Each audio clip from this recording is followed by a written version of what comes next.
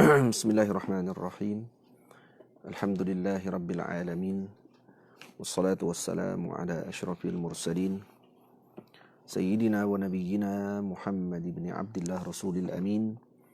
Wa ala alihi wa ashabihi wa man tabi'ahum bi ihsanin ila yaumiddin. Subhanaka la ilma lana illa ma 'allamtana innaka antal alimul hakim.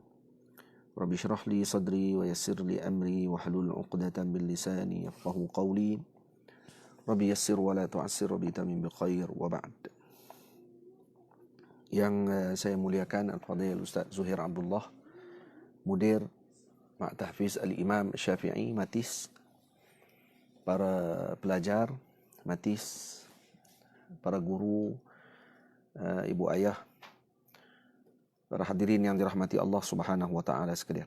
Kita bersyukur kepada Allah Subhanahu wa taala dapat sama-sama berkumpul pada petang ini untuk meneruskan bacaan kitab Is'a' Tariq Al-Munir fi Syarhi Qasidati Isma' wa la Taghtarir, karangan Al-Imam Sayyidi Ma'ul Ainain rahimahullahu taala. Dan kita masih dalam bait yang ketujuh, yaitu kata Al-Imam Sayyidi Ma'ul Ainain, wa kaffi sab'in yura fin nassi madrakuhu fas-sab'u in lam takuffa fahiya kas-sab'i. Dan tahanlah 7 anggota tubuhmu daripada perkara yang tidak dibenarkan. yakni boleh dilihat sebutannya yura fin nassi madrakuh. Ini boleh dilihat tempat sebutannya di dalam nas Al-Quran dan hadis Nabi sallallahu alaihi wasallam. Fasab'u in lam takuffa fahiya kas-sab'i. 7 anggota badan ini jika kamu tidak menahannya daripada melakukan perkara yang dilarang, maka ianya adalah seperti binatang buas yang akan menghancurkan kamu seperti seekor singa yang akan membaham mangsanya. Dan kita telah bincangkan 4 anggota tubuh dan baki lagi 3 lagi. Ini yang kelima pada hari ini, al-batnu, perut. Iaitu menjaga perut kita. Disebut oleh al-Imam, di antara anggota yang 7 ini salah satunya adalah al-batnu, iaitu perut. Iaitu menjaga perut daripada perkara yang diharamkan oleh Allah Subhanahu wa taala, dan menjaga perut daripada perkara yang diharamkan ini adalah wajib, seperti yang disebutkan oleh Allah Subhanahu wa taala di dalam Al-Quran, disebutkan oleh baginda Nabi sallallahu alaihi wasallam di dalam As-Sunnah, dan juga ijma' para ulama. Dalam Al-Quran Allah Ta'ala mengatakan, ya ayyuhalladzina amanu kulu min tayyibati ma razaqnakum. Surah Al-Baqarah ayat 172. Allah Ta'ala menyebut dalam surah Al-Mu'minun ayat 50, a'udzu billahi minasyaitonir rajim, ya ayyuhar rusulu kulu minat tayyibati wa'malu salihah. Dan dalam surah Al-Baqarah juga disebut oleh Allah Ta'ala, ya ayyuhan nasu kulu mimma fil ardi halalan tayyibah. Al-Imam Ibnu Abbas radhiyallahu ta'ala anhuma mengatakan, Allah Subhanahu wa taala telah mengarahkan kepada golongan mukminin dengan apa yang diarahkan kepada golongan mursalin. Dan Allah Ta'ala mendahului sebutan pada makan yang halal daripada amal saleh. Maka ini memberi perhatian kepada kita semua bahawa al-intifa' bil a'mal la yutawassalu ilaihi illa ba'da islahir rizqi wa iktisabihi min hillih. Iaitu bermanfaat dengan amal soleh tersebut tidak akan dilakukan dan tidak akan mampu dilakukan melainkan setelah mana benar pada rezeki baik, pada rezeki dan juga halal pada pendapatan yang kita dapatkan. Untuk kata para hukama, sebahagian hukama mengatakan, man akala al-halala ata'allaha ahabba am karih. Sesiapa yang makan daripada makanan yang halal, maka dia akan taat kepada Allah Subhanahu wa taala dalam keadaan yang dia suka ataupun dia tidak suka. Wa man akala al-harama 'asallaha ahabba am karih. Dan kalau dia makan makanan yang haram, maka dia akan melakukan maksiat kepada Allah Subhanahu wa taala, sama ada dia sukai ataupun dia tidak sukai. Li'annahu, kata para hukama, idza akala al-halala syaribat uruquhu minhu wa nashitat lil ibadah. Bila dia makan makanan yang halal, maka makanan tersebut akan menyerap masuk ke dalam urat darahnya dan kemudian akan menyebabkan dirinya menjadi semangat untuk melakukan ibadah kepada Allah Subhanahu wa taala. Wa idza akala al-harama, tapi ketika dia makan yang haram, syaribat uruquhu minhu wa kasalat 'anil ibadati. Maka dia akan mula menyerap masuk ke dalam salur darahnya dan kemudian dia akan menjadi malas untuk melakukan ibadah kepada Allah Subhanahu wa taala. Karena itu makanan yang halal adalah penyebab kepada amal soleh. Nah, itu disebut oleh Allah, ya ayyuhalladzina amanu kulu min tayyibati ma razaqnakum. Dalam Quran Allah Taala kata, ya ayyuhar rusulu kulu min tayyibat wa'malu salihah. Jadi makan yang halal akan menatijahkan amal soleh. Jadi karena itu para ulama di kalangan para sahabat Nabi dan juga para aulia Allah Subhanahu wa taala, mereka sangat berhati-hati dalam bab makanan ini karena ia akan menyebabkan menjadi sebab kepada mereka melakukan kebaikan ataupun tidak. Karena itu bila disebutkan tentang halalan tayyibah, makanan yang halal yang tayyib, tayyib di sini dengan makna apa? Tayyib dengan makna al-mustalaz. Yang mustalaz di sini dengan maksud lazat kah? Tak, yang dimaksudkan sini adalah yang lazat, iaitu yang diiktiraf oleh syarak. Bukan dengan lazat pada lidah kita semata-mata. Karena itu disebut dalam hadis, nah, bila mana Allah Ta'ala mengatakan, Inna Allah Ta'ala, Nabi SAW menyebut, Inna Allah Ta'ala tayyibun, la yaqbalu illa tayyiba. Wa inna Allah Ta'ala amara al-mu'minina bima amara bihil mursalin. Faqala Ta'ala, Ya ayyuhar rusulu kulu minat tayyibati wa'amalu salihah. Wa qala Ta'ala, Ya ayyuhalladzina amanu kulu min tayyibati ma razaqnakum. Kemudian bila dibincang berkenaan dengan halal at-tayyib di sini, maka dimaksudkan di sini adalah yang diiktiraf dan juga yang dihalalkan oleh syarak. Jadi manakala yang haram adalah perkara yang dilarang oleh syarak walaupun lazat. Dan karena itu al-Imam Syafi'i radhiyallahu taala anhu mengatakan at-tayyibu al-mustalaz. Arada bihi al-mustalazza syar'an la hissa. Jadi dimaksudkan dengan mustalaz di sini adalah yang halal dan kemudian yang dibenarkan oleh syarak. Bukan yang sedap pada his. Ini pada panca indera kita, pada lidah kita rasa sedap perkara tersebut. Itu disebut oleh al-Imam Al-Jurdani, ala tara anna lahmal qinzir ladhizun wa huwa haramun ijma'a. Tidakkah kamu lihat bahawa daging babi itu adalah lazat, tetapi ianya adalah haram menurut ijma' para ulama. Was-sabir la ladzata fihi wa huwa halalun ijma'a. As-sabir dawa' mur, iaitu ubat yang sangat pahit dan ianya adalah halal walaupun tidak sedap. Jadi yang dinilai pada tayyib di situ adalah pada yang dibenarkan oleh syarak, bukan pada kelazatannya berdasarkan kepada lidah yang kita rasa. Al-Imam Sayyidina Umar bin Abdul Aziz radhiyallahu taala anhu pernah berkata pada satu hari, Inni akaltu laylata himmisa wa adasa fanafakhani. Kata beliau, semalam saya telah makan himmis, maksudnya kacang hims dan juga adas. Kacang adas, kacang kuda tu dimakan oleh beliau dengan roti dan sebagainya. Kemudian fanafakhani, kemudian datang perut aku menjadi berangin, kata beliau. Faqala lahu ba'dul qaum, ya amiral mu'minin, inna Allah ta'ala yaqulu fi kitabih kulu min tayyibati ma razaqnakum.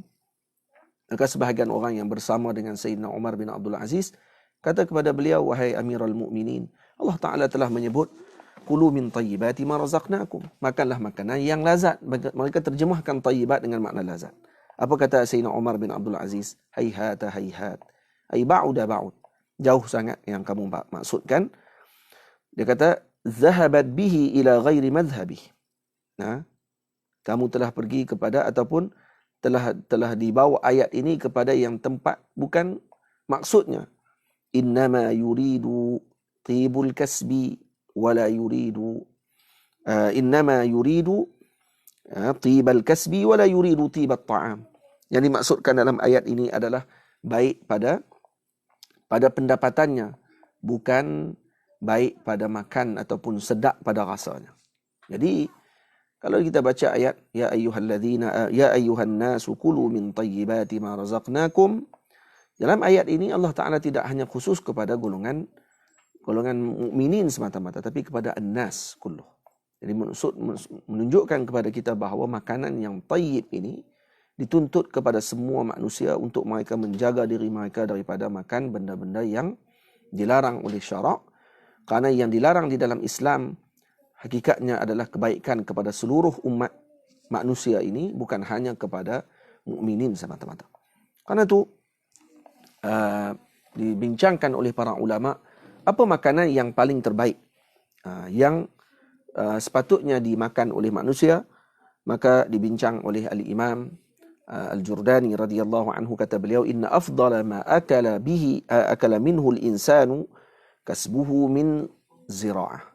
Maksudnya apa yang dia dapatkan daripada tanaman yang dia tanam sendiri. Kenapa? Kenapa benda yang kita tanam sendiri ini lebih afdal?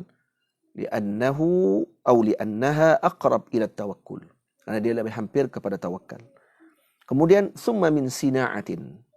Yang kedua daripada sina'ah, daripada apa yang hasil pembuatan kita. Kita jual. Contohnya kita buat orang yang pandai bertukang, maka dia buat tukang dengan tangan dia, maka dia dapat upah daripada perkara tersebut. Maka itu adalah yang kedua yang terbaik setelah zira'ah. Tamam? Kemudian summa min tijarah. Kemudian daripada perniagaan, yang kita meniaga, maka ini juga adalah salah satu daripada jalan untuk kita mendapatkan rezeki daripada Allah Subhanahu wa taala. Dan disebut oleh Sayyidina Al-Imam Ma'ul Ainain radhiyallahu taala anhu, kata beliau, usulul halali 10. Asal bagi perkara yang halal ini ataupun perkara yang boleh kita jadikan sebagai pendapatan utama yang halal, dipanggil usulul halal 10. Daripada yang pertama, saydul bar, iaitu berburu. Itu yang pertama. Kemudian yang kedua, saydul bahar, iaitu menjadi nelayan ataupun cari ikan dan sebagainya. Yang ketiga, tijaratun bisidqin. Tengok. Bukan hanya diitlakkan tijarah, bukan hanya berniaga semata-mata, tak, berniaga dengan benar syarat dia. Mesti benar kalau berniaga. Tamam, seperti yang mana dilakukan oleh Nabi SAW. Bukan niaga dan menipu untuk dapatkan keuntungan yang besar. Jadi maknanya kena mengaji. Kena mengaji berkaitan dengan bab perniagaan. Kemudian ijarah binushin. Kemudian ijarah. Ijarah maksudnya dengan cara kita mengambil upah. Yang ketiga, al-fai' idza qussima ala wajhi. Fai' maksudnya kita dapatkan daripada harta perang dengan kalau dibahagikan dengan cara yang dibenarkan syarak. Yang seterusnya, yang kelima, mirathu an asli tayyibin. Iaitu mendapatkan harta warisan daripada asal ataupun harta yang diwarisi tadi, harta yang baik, harta yang halal. Kemudian ma'ul ghudr. Ma'ul ghudr maksudnya air, mata air. Ini pun salah satu mata air yang halal. Cuma kena perhati baliklah air mata air tadi di tempat mana? Di tempat yang milik orang ramai lah. Bukan tempat tanah tadi, kalau contohnya tanah milik peribadi seseorang. Sekarang ni kita dah ada geran tanah dan sebagainya. Dalam tanah tersebut ada mata air, maka yang tu kena minta izin dengan tuan tanah tersebut. Kecuali sungai. Sungai yang mengalir, ini adalah milik awam maksudnya. Itu kalau kita pun, kalau dalam biasanya dalam hukum berkenaan dengan tanah undang-undang ni, sungai tidak akan termasuk dalam kawasan hak milik peribadi. Dia akan jadi hak milik awam. Maksudnya umum boleh memakai dan juga menggunakan perkara tersebut. Tapi kalau telaga yang dikorek, mata air yang keluar daripada dalam tanah tempat tersebut, maka kalau dijaga oleh orang tadi, maka dia berhak untuk menjadi milik bagi orang tersebut. Wa ma anbatathu al-ardu ghairu mutamallikah, yang mana tumbuh daripada muka bumi yang tidak dimiliki oleh seseorang. Jadi masuk dalam hutan, contohnya hutan yang luas, kemudian kita jumpa ada pokok-pokok yang mana tumbuh dan kita boleh ambil buah-buahan tersebut yang bukan milik seseorang. Tapi kalau dusun orang tak boleh lah. Wahadiyatun min akhin salih. Yang ke-9, hadiah daripada saudaranya yang salih. Yang ke-10, soal indal hajah, iaitu meminta ketika mana dia berharap dan memerlukan perkara tersebut. Contohnya jadi kalau orang ni minta sedekah contohnya di tepi jalan, karena dia sangat memerlukan dengan harta tadi, maka hukumnya halal. Lebih daripada itu tidak boleh. Maksudnya, kalau dia dah ada cukup dah untuk kehidupan dia hari tersebut, kemudian dia meminta lagi, maka dia telah keluar daripada haddu usulil halal. Maksudnya dia telah keluar daripada had yang dibenarkan oleh syarak. Maksudnya jadi bukan kita katakan haram, cuma kita katakan bahawa dia telah keluar daripada hudud halal. Maksudnya dia telah sampai kepada had yang makruh ataupun yang dibenci oleh syarak. Karena dia telah minta bukan lagi dengan keperluan dirinya, tapi untuk keinginan nafsunya pada ketika tersebut. Jadi disebutkan oleh sebahagian ulama dalam bentuk syair, kata mereka, ya sahin inna lil halali al-har atau al-hur ashru usulin hiya saydul bar. Yang pertama apa dia? Yang asal ataupun usul bagi yang halal, yang pertama adalah saydul bar, iaitu buruan, wa mawrathun hil, maksudnya harta warisan yang halal, wa ma'ul ghudr, yang ketiga air, mata air, thumma hadiyatul muhibbu fadri, kemudian hadiah daripada kekasihnya, iaitu akhin salih, saudaranya yang salih, min hillihi lillahi la lisyukri, wa san'atun bin nushi la bin nukri. Jadi kemudian san'atun bin nushi, san'ah maksudnya ijarah, mengambil upah dengan yang baik.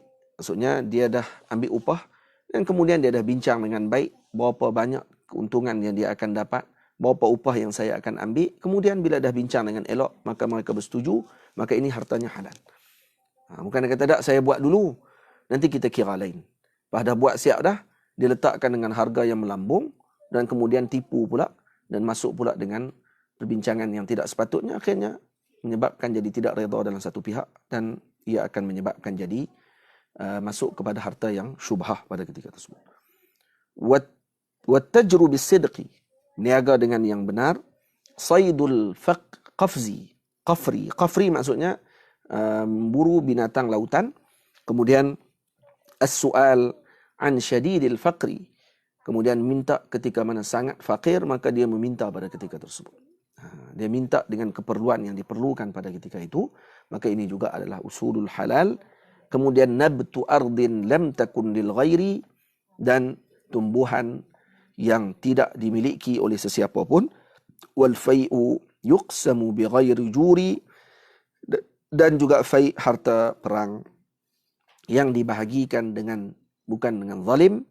Dan kemudian wanfarada as-sa'alabi bil mahri fazadahu muwafiqan lil ushri lin nass taqidil jazulil habri jazahu rabbuna bikulli khairi. Tamam. Jadi Imam Sa'alabi menambah lagi dengan al-mahar. Mahar juga termasuk salah satu daripada usulul halal. Mahar daripada suami kepada isterinya ketika dia berkahwin, maka dia berikan mahar.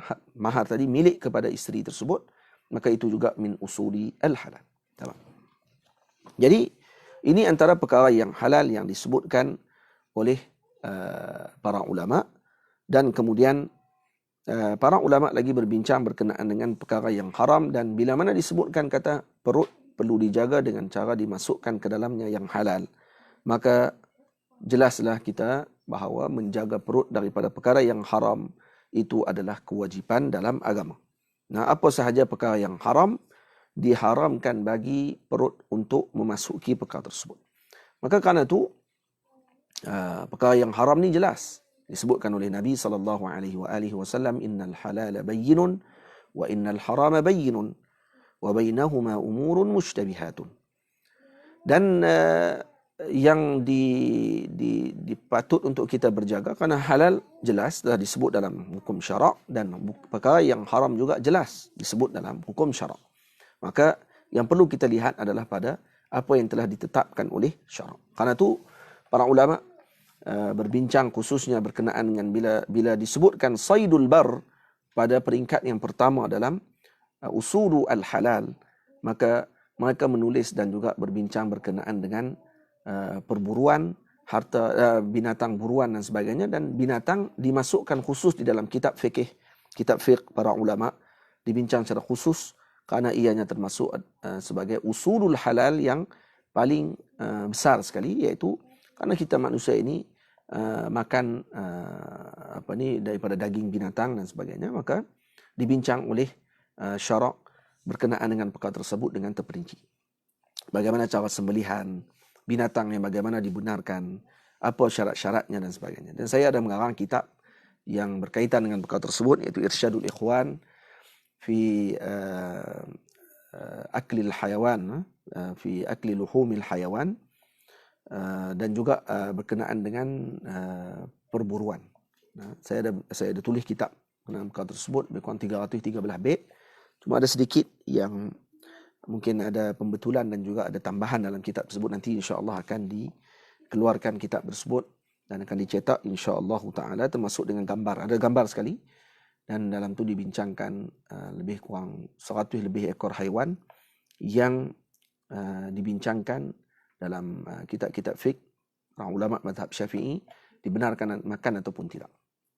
Jadi penting untuk kita tahu perkara-perkara tersebut kerana ianya berkait dengan darah daging kita, dan ianya akan menentukan kepada amal ibadah yang kita akan lakukan, seperti mana yang telah kita sebutkan pada permulaan perbincangan kita tadi. Sebab tu disebutkan lagi oleh Sayyidina Al-Imam Al-Jurdani radhiyallahu taala anhu, diharamkan bagi kita untuk mengambil makanan yang ataupun sesuatu yang memudaratkan badan dan juga akal kita. Contoh seperti turab ataupun az-zujaj, makan tanah, makan kaca, wasum, makan racun, wal hashishah, dan juga dadah dan sebagainya. Ini diharamkan kerana ianya akan menyebabkan mudarat kepada tubuh badan kita. Dan sama dengan ketum, dengan apa semua sekali itu, hukumnya adalah haram kerana telah mengambil dengan lebih daripada hadnya. Mungkin dia ubat pada permulaannya, tapi kemudian bila diambil lebih daripada had dan juga kedudukannya, dan kemudian ditambah pula dengan racun dan sebagainya di dalam tu, dengan masukkan ubat nyamuk lah, apa semua sekali, buat batuk lah, yang dilakukan oleh orang sekarang ni, khususnya di kampung-kampung yang sangat berleluasa perkara ini, maka hukumnya adalah haram untuk diambil kerana ia memudaratkan tubuh badan. Dan disunatkan bagi seseorang tersebut untuk tarkut tabassut, dia meninggalkan berlebih-lebihan dengan perkara yang mubahah, yakni at'imah mubahah. Kerana dia bukan akhlak salaf. Laisa min akhlaqis salaf untuk kita seorang ni mengambil dan juga berlebih-lebihan dengan makanan tersebut. Kerana Nabi SAW tidak berlebihan ketika makan. Dan di antara bid'ah yang mubahah, bid'ah yang harus pada zaman sekarang ni, iaitu membanyakkan lauk pauk di atas hidangan makanan kita. Sedangkan Nabi SAW tidak pernah melakukan sedemikian, dan Nabi tidak pernah makan di atas ala khiwan wala ala sukur rujah, disebut dalam hadis. Khiwan maknanya tidak makan di atas meja makan dengan ada kerusinya, wala ala sukur rujah, dan tidak ada sukur rujah. Sukur rujah maksudnya pinggan-pinggan kecil yang diletakkan lauk pauk yang berbagai. Jadi ini tidak pernah dilakukan oleh Nabi SAW. Apa hukumnya kita lakukan? Hukumnya harus. Tetapi jangan terlalu berlebihan sehingga menyebabkan menjadi membazir dan juga mengeluarkan harta daripada hak yang sepatutnya. Tamam. Jadi ini yang disebutkan oleh para ulama di dalam kitab-kitab mereka, dan disebutkan oleh Sayyidina Abi Sulaiman Ad-Darani radhiyallahu taala anhu, aklu at-tayyibat yurisu ridha 'anillah. Memakan makanan yang halal itu akan mendatangkan redanya Allah Subhanahu wa taala, dan disebutkan wa tatimmu at-tayyibat bisyurbil ma'il barid wa sabbil ma'il fatir ala yadi 'inda ghasliha. Dan kemudian ditutupkan dengan perkara yang baik tersebut dengan minum air yang sejuk, kemudian dituangkan air di atas tangan ketika mana dibasuh tangan kita tersebut. Maka ini semua adalah perkara-perkara yang diberkati oleh Allah Subhanahu wa taala. Kata Sayyidina Abi Hasan Asy-Syadzili radhiyallahu taala anhu, annahu qala lahu syaikhuh. Kata Sayyidina Al-Imam Abi Hasan Asy-Syadzili, guru beliau telah mengatakan, ya bunai, barridil ma'a, sejukkan air. Fa innal 'abda idza syariba al-ma'a as-sukhna faqala alhamdulillah kanat bi karahatin. Maka ini mungkin guru beliau adalah Al-Imam Abdus Salam Mashish radhiyallahu taala anhu pernah menyebut kepada Sayyidina Al-Imam Abu Hasan Asy-Syadzili radhiyallahu taala anhu, qutbul akhtab, mengatakan bahawa ya bunai barridil ma. Cuba tengok ini bahasa ini bahasanya sufi. Orang ulama sufi mereka bukan menyebut dengan zahir semata-mata. Tujuan dia, kenapa disuruh air tadi sejuk? Kamu minum air dengan sejuk. Karena kata beliau, ketika seorang minum air yang panas, kemudian dia ucapkan alhamdulillah, maka dia ucapkan tadi mungkin dengan keadaan yang tidak sepenuhnya ucapan syukur tadi kepada Allah. Berbeza dengan yang makan dan makan ataupun minuman yang sejuk, maka ketika diucapkan alhamdulillah ketika minum minuman sejuk tadi, itu adalah keluar min wasatil qalb, kata Al-Imam Asy-Syadzili, seperti yang dinukilkan oleh Al-Imam Al-Bajuri radhiyallahu taala anhu di dalam kitab beliau. Jadi maka makanan yang halal yang kita makan tujuannya untuk apa? Untuk melakukan ibadah kepada Allah Subhanahu wa taala, tidak tujuan yang lain. Maka apa yang kita makan hakikatnya adalah apa yang akan kita lakukan setelah itu. Sebab itu disebut ya ayyuhalladzina ya ayyuhan nas atau ya ayyuhar rusulu kulu minat thayyibat wa amalu salihah. Kalaulah para rasul yang mereka ini maksum, disuruh oleh Allah Subhanahu wa taala untuk makan yang halal, dan ini akan menatijahkan amal yang saleh. Bagaimana kita yang tidak maksum? Lebih-lebih lagi untuk kita berhati-hati dan menjaga dengan makanan yang kita makan.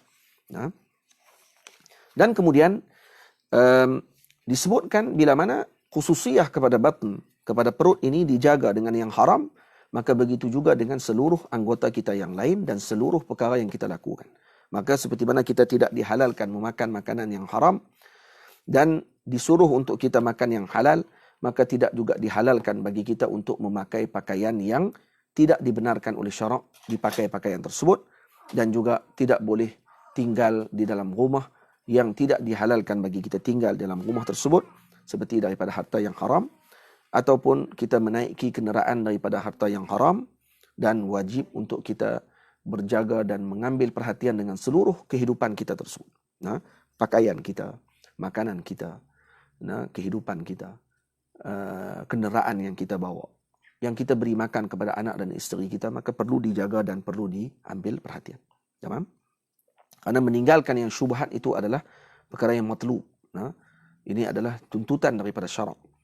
Itu bila disebut al-halalu bayyin wal haramu bayyinun wa bainahuma umurun mushtabihatun la ya'lamuha katsirun minan nas. Jadi makna di sini perkara yang halal bayyin, yang haram bayyin, jelas. Jelas ini maksudnya kepada yang mengetahui perkara tersebut. Wa bainahuma umurun mushtabihat, dan di antaranya ada, yang terhalal dengan haram tadi, ada perkara yang mushtabih. Tidak dipastikan halal ataupun haram perkara tersebut. La ya'lamuha katsirun minan nas, tidak diketahui oleh ramai di kalangan manusia. Maknanya apa dia? Ay qalil minan nas ya'lamuhu atau ya'lamuha. Jadi sebahagian manusia mengetahui perkara tersebut, tapi kebanyakan tidak mengetahui. Maka yang patut kita ikut pada ketika ini kepada siapa? Kepada para alim ulama yang mereka mengetahui perkara tersebut. Ini disebutkan oleh Sayyidi Al-Imam Al-Jurdani radhiyallahu taala anhu. Cuba lihat apa yang disebut. Kata beliau, bila disebut la ya'lamuhunna katsirun minan nas, ay la ya'rifu hukmahunna min at-tahlil wat tahrim. Maksudnya perkara yang tasyabuh ataupun yang mushtabihat, yang berlaku syubhat ini, tidak diketahui perkara ini katsirun minan nas. Jadi kebanyakan manusia tidak mengetahui. Balil ladzi ya'rifu dzalika qalilun. Bahkan yang mengetahuinya hanya sedikit sahaja. Siapa mereka? Wahumul ulama'ur rasiquna fil ilm. Mereka adalah para ulama yang benar dan kuat dalam ilmunya. Wa idza arafu hukma syai' ittaba'u fihi. Maka bila mereka mengetahui hukum tadi, ikutlah mereka. Kan orang heboh berkenaan dengan vaksin dan sebagainya. Maka pakat duk bincang, semua pakat jadi doktor. Nah, semua pakat jadi orang yang pakar dalam bahagian tersebut. Dalam ni ada benda yang haram, dalam ni ada benda yang syubhat dan sebagainya. Perkara syubhat ni, siapa yang tinggal maka dia akan mendapatkan kebaikan. Siapa yang meninggalkan dia maka dia telah menjaga agama dan juga maruah dirinya. Baca hadis bagi jelas. Nah, la ya'lamuha katsirun minan nas. Nah, iaitu apa dia? Bal ya'lamuha qalil minan nas. Maksudnya sebahagiannya mengetahui. Siapa dia? Hum ulama ar-rasikhun. Jadi para ulama dah buat kajian dan sebagainya dan berkata apa ni, dan mereka keluarkan pandangan bahawa perkara tadi adalah perkara yang harus. Maka tak perlu kita nak pertikaikan lagi perkara tersebut. Untuk kata kononnya kita lebih mengetahui dan juga kita lebih Allahumma salli ala sayyidina Muhammad, mengkaji tentang perkara itu. Baik, khair. Kalau kita ingin berpegang dengan kita tidak mau dengan perkara tersebut, silakan. Bagi individu kita. Tidak perlu untuk kita nak sebar luaskan kepada pihak yang ramai konon bahawa kita adalah orang yang paling mengetahui tentang perkara tersebut. Karena kita kena ingat yang pertama, la tajtami'u ummati 'ala ad-dhalalah. Umatku ni tidak akan berkumpul dengan perkara yang sesat. Dan perlu berbaik sangka dengan para ulama ummah dan juga golongan muslimin yang lain. Dan tidak ada doktorkah yang amanah dengan ilmu mereka, yang inginkan kebaikan kepada umat Nabi Muhammad sallallahu alaihi wasallam. Hanya kerana bab vaksin ni saja menyebabkan kita jadi biadab dengan para ulama. Dengan sebab vaksin ni saja menyebabkan kita ni jadi keluar daripada adab dan tata susila yang sepatutnya. Maka ini adalah salah satu daripada perancangan yang diinginkan sebenarnya oleh golongan yang tidak sepatutnya itu. Maksudnya musyrikin dan sebagainya. Mereka inginkan perkara tersebut. Kita kononnya ingin lari daripada golongan musyrikin, kononnya. Tapi akhirnya melakukan apa yang diinginkan oleh mereka setelah itu. Iaitu mencela para ulama, meninggalkan panduan daripada para ulama, dan juga akhirnya menuduh para ulama ini dengan mereka bahawa tidak amanah dengan ilmu dan sebagainya. Dan kita ni tidak tahu apa pun, kita pula yang lebih tahu pada waktu tersebut. Ajaib zaman sekarang ni. Ini zaman ajaib. Ini yang telah disebut oleh baginda Rasul sallallahu alaihi wasallam tentang akhir zaman. Dan perkara ini tidak berlaku melainkan kerana apa? Kerana apa yang telah masuk ke dalam tubuh badan kita ini, perkara yang sebenarnya mendidik dan juga melatih jiwa kita untuk melakukan sedemikian. Kenapa kita boleh mulut kita jadi kotor dan busuk sedemikian untuk menuduh dan juga mencaci para ulama dan para ilmuwan Islam ini? Kerana telah masuk ke dalam tubuh badan kita ini perkara-perkara yang kotor dan yang tidak baik. Maka akhirnya memudahkan bagi kita untuk mengatakan dan juga mengeluarkan apa sahaja yang kita inginkan. Dan ini telah disebut oleh Nabi SAW. Setiap di antara tanda akhir zaman ini adalah orang ramai akan mengeluarkan pandangan dan mereka mu'jib binafsih. Dan mereka berbangga dengan pandangan mereka sendiri. Maksudnya masing-masing ada pandangan. Semua orang boleh keluarkan pandangan. Alim keluarkan pandangan, dia nak komen juga. Dah letak dalam Facebook. Pakat nak komen, dia kata kalau tidak buat apa-apa. Letak tempat komen tu untuk dikomen. Maknanya semua benda dia nak bercakap, semua benda nak tulis, semua benda nak bagi tahu. Konon-konon dia yang lebih tahu dan perkara tersebut. Dan ini adalah salah satu daripada sifat yang tidak dianjurkan dalam agama Allah Subhanahu wa taala, yang tidak dibanggakan pun oleh Nabi kita Muhammad sallallahu alaihi wasallam. Pegang satu saja, bahawa umat ini semuanya tak akan bergabung dengan perkara yang tidak betul. Dan mereka pasti akan inginkan kebaikan kepada umat Nabi Muhammad sallallahu alaihi wasallam. Pegang yang itu dulu, insya-Allah khair. Nak mati lepas 2 tahun kan dan sebagainya, itu bukan urusan kita. Itu urusannya Allah Subhanahu wa taala. Allah Subhanahu wa taala yang tentukan. Kalau tak cucuk vaksin pun akan mati juga. Kalau kena cucuk vaksin lepas tu mati, bukan kerana vaksin tu menyebabkan dia mati. Kerana ajal telah sampai. Ini kita telah mengaji dalam kitab akidah. Seorang tidak akan mati kalau sebelum sampai ajalnya. Maka bila dah sampai ajal, datang COVID. Datang bukan COVID sekalipun. Ada sakit jantung. Ada yang aksiden. Ada yang badan punya berjaga sepanjang hari. Makan apa dia yang tak makan. Masuk kursus. Dia coach lagi. Lagi hebat. Dia yang jaga makanan. Dia doktor. Yang bahagian jaga makanan orang ni. Bab permakanan.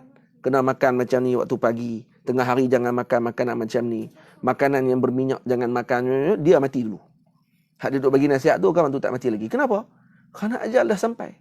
Nah, ada orang je bina badan, masuk gym, makan semua suplemen yang bagus-bagus.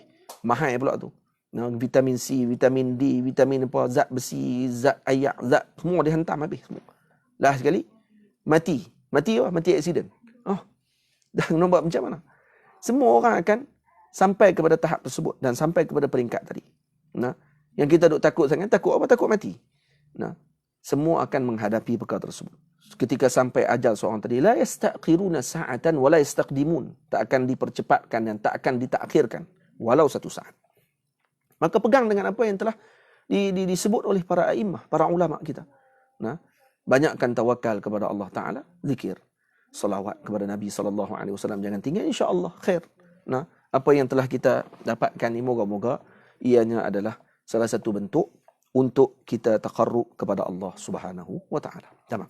Dan kemudian anggota yang keenam yang sepatutnya kita jaga adalah al-qadam, kaki. Iaitu kita tidak melangkahkan kaki kita ke tempat yang tidak dihalalkan, seperti melangkahkan kaki untuk melakukan zina, seperti untuk melakukan rampasan, untuk mengambil harta yang haram dan sebagainya. Maka ataupun pergi ke rumah orang yang zalim, melangkahkan kaki ke tempat yang zalim, ataupun ke rumah orang-orang kaya dengan sebab membanggakan dengan kekayaan orang tersebut. Itu Nabi SAW mengatakan, man tawadha'a li ghinan atau man tawadha'a li ghaniyin li ajli ghinahu faqad dhahaba thulutsa dinih. Sesiapa yang merendahkan dirinya kepada orang yang kaya disebabkan kekayaannya. Kita rendah diri kepada orang kaya tadi kerana apa? Kerana dia kaya. Oh, ini datuk besar ni. Ini datuk seri ni. Ini orang kaya besar ni. Ini orang kaya di kampung ni. Maka kita pun hormat dengan dia sebab kaya dia. Maka hilang 1/3 daripada sulusah dia, 2/3 agamanya. Masya Allah. 2/3 agama hilang. Ajib. Nah, 2/3 agama hilang. Masya Allah. Nah, jadi kerana tu hati-hati. Kalaulah kata Al-Imam Sayyidina Abu Umar radhiyallahu ta'ala anhu mengatakan, atau qala Ibnu Umar, nah, kata Sayyidina Al-Imam Ibnu Umar radhiyallahu ta'ala anhu, hadza lil ghani syakir. Ini kepada orang kaya yang bersyukur kepada Allah Ta'ala. Sebab Nabi sebut secara umum. Nah, man tawadha'a li ghaniyin li ghinahu, maksudnya kepada mana-mana kaya sekalipun. Hatta kepada orang kaya yang bersyukur sekalipun kepada Allah. Orang kaya ni banyak menyumbang. Orang kaya ni banyak memberikan kebaikan. Kita rendah diri kerana kaya dia. Maka zahaba thulutsa dini. Jangan pernah tunduk dan juga rasa hormat kerana kaya dia tadi. Hormat kerana benda lain. Kerana dia baik. Kerana ini orang yang ada agama Allah Ta'ala. Ini orang yang banyak menyumbang. Maka saya memandang hormat pada dia tadi kerana apa? Kerana dia ni orang yang ambil berat tentang agama Allah Ta'ala. Bukan kerana kaya dia. Kerana dia ambil berat tentang agama. Ya, tu khair. Tak ada masalah. Tamam? Kalaulah kepada orang kaya yang syukur macam tu pun, kita tidak boleh untuk ataupun bertunduk dan tawaduk kepadanya hanya disebabkan kerana kekayaannya, maka bagaimana dengan orang kaya yang tidak bersyukur kepada Allah Ta'ala? Ini sombong orang. Nah, orang yang tak pernah pun menolong dan juga membantu golongan yang memerlukan. Sombong. Kita pula pergi tunduk, hormat dengan dia. Konon-konon kerana dia ni orang panggil apa? Orang yang punya kedudukan yang besar. Tamam? Ni kena tengok juga cerita Telugu segala. Dengan macam mana hero Telugu. Nah, tahu Telugu cerita ni lah, cerita Tamil. Macam mana mereka layan dengan orang kaya mereka yang sombong, yang samsing dan sebagainya. Tu cerita ni, cerita Hindustan.